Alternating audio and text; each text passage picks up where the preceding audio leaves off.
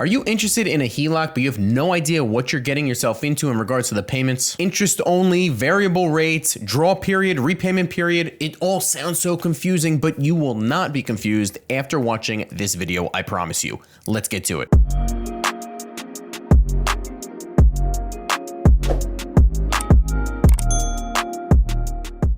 What is up, everybody? Welcome back to the channel. If you didn't already know, my name's Jay Costa. I am a real estate investor, agent, and builder here in Northern New Jersey. And if you get value after watching this video, please smash that like button down below and also consider subscribing, because we are building a tight-knit community here of like-minded individuals who are looking to build wealth in real estate. And we talk a lot on this channel about specifically using your home equity, using a HELOC, in order to build that wealth in real estate quicker and easier than you would be able to without. So if that interests you, definitely consider subscribing and hit that notification bell so you can stay up to date with our weekly videos. But in this video, we're gonna go over how HELOC payments work. And this is frankly one of the most common questions that I get from you guys in that comment section down below. And if you haven't checked out that comment section, please do so right now.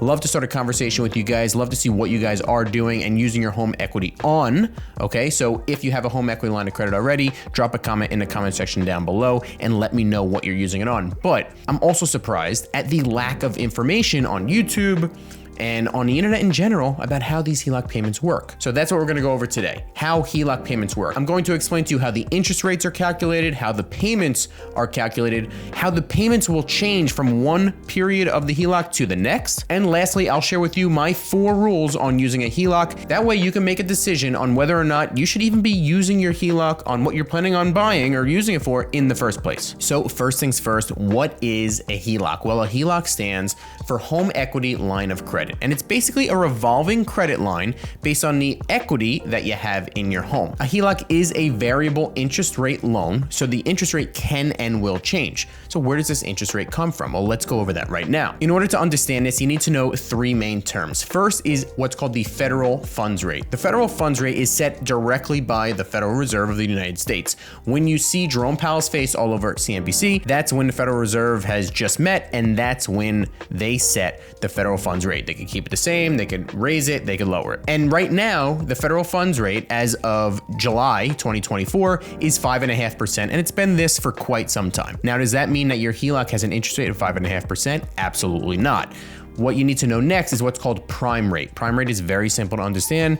It is the federal funds rate plus 3%. So that is right now 8.5%. So does that mean that that's your HELOC interest rate, 8.5%? Absolutely not, because the HELOC lender needs to make money off of you somehow. So what they do is they add on what's called a spread or a margin. And the spread or the margin will differ depending on the lender and depending on you and your application, how your credit is, what your income is, your debt to income, how much money you're looking to take out of your home equity. It'll all depend on the application that you submit to them. But generally speaking, they're about anywhere from 1 to 3%. So if the spread is 2% on your HELOC, you basically take the prime rate, which is 8.5%, plus 2%, and that gives you 10.5%. So now that we know what the interest rate could be on a home equity line of credit, generally speaking, how does this affect the payments on the HELOC that you're gonna have to pay? Well, first, before we get into the numbers, you need to know that a HELOC is basically split into 2 different periods. The first period is what's called the draw period. This is generally for 10 years, the first 10 years of your HELOC.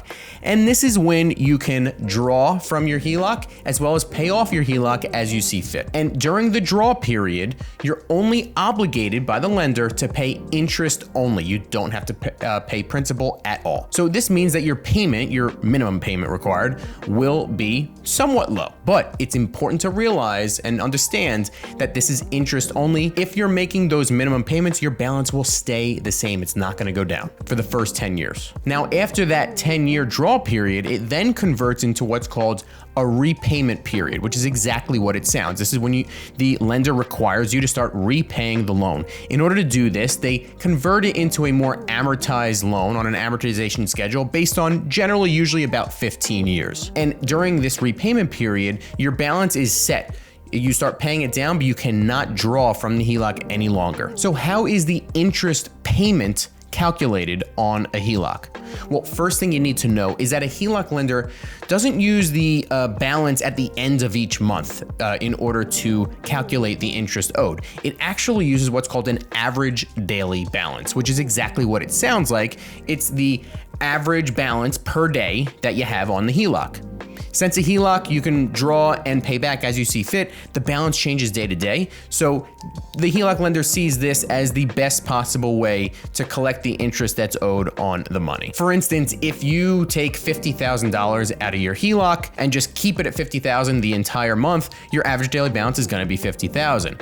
But let's say hypothetically you take out $75,000 and hold a $75,000 balance the first half of a month, and then the next half of a month you actually pay it off down to $25,000, then the average daily balance, half of the month you had at 75, half of the month you had at 25, the average daily balance is going to be $50,000. So this is how you calculate your interest payment when it's interest-only loans during the draw period. First, you take your interest rate that you agreed to with the HELOC lender. So let's say you agreed to an 11% interest rate with the HELOC lender. You basically divide that by 365 for obviously each day of the year. Then you take your average daily balance and you multiply it by that interest rate per day. So your interest rate's 11%, and the interest rate per day is going to be about 0.0301%. Once again, that is the percentage of interest you're paying on your average daily balance per day. So let's keep the same $50,000 figure that we used prior. You multiply that $50,000 by the 0.0301%, which is your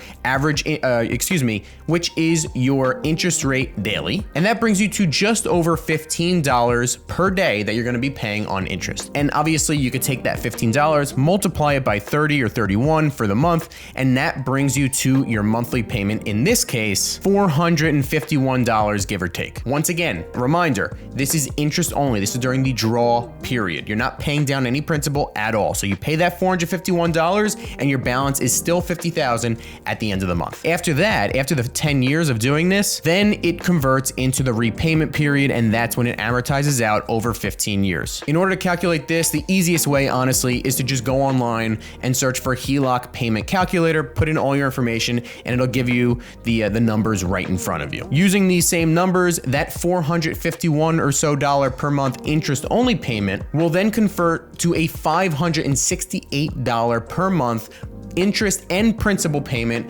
once you're in that repayment period. So it's very important to keep in mind that your interest only payment will go up once that draw period is over. And just like any amortized loan, the longer you go through that repayment period, the more principal you're paying off and the less interest you're paying off, very similar to a mortgage. Now, it's important to remember and realize that there's a lot of different varying factors in regards to using a HELOC. These numbers were very, very elementary because it's frankly almost impossible to explain to you on a YouTube video how the payment is calculated and works when your balance is changing every day or your interest rate is changing every few months.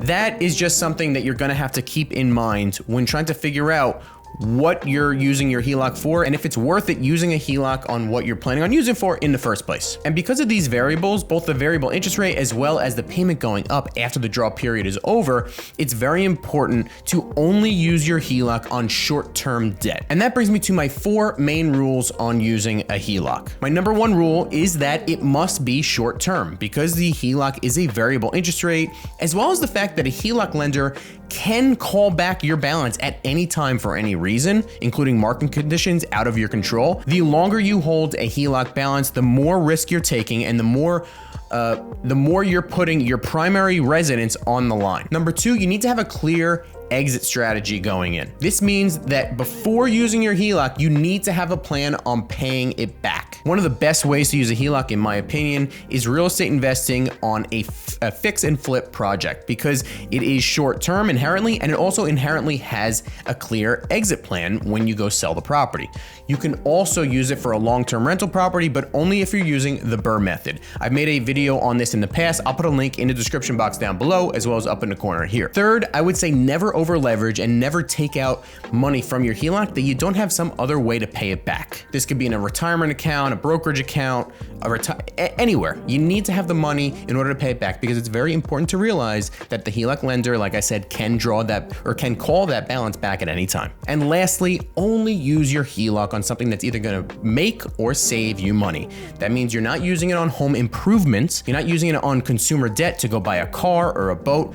Don't use your HELOC for these things. I promise you, you're gonna end up in a world of trouble and most likely lose your home that you and your family live in. And that is what we want to avoid. There's a lot of people on YouTube that explain how like HELOC, using a HELOC and using your home equity, oh, the equity's just sitting there, it's your money, just use it. It's not your money. You don't own the house yet until there's no loan at all on the property, okay? Generally speaking, if you're getting a HELOC, you still have a mortgage.